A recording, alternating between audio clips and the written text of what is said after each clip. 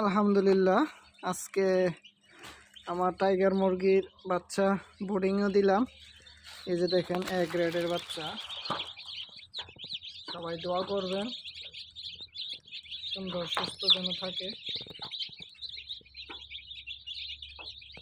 যে শীতের দিন, তাই লাইট বাড়িয়ে দিয়েছি, তারপরও মাত্র নামাইছি, যার কারণে তাপের জন্য পাগল হয়ে আছে।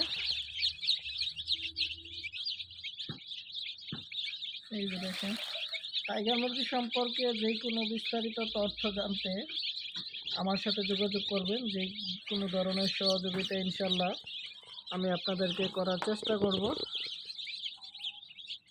এই যে দেখেন, তো মুরগি লালন পালন করার ক্ষেত্রে কখন কখন কি কি করা লাগে, ভ্যাকসিন সব কিছু জানতে পারবেন।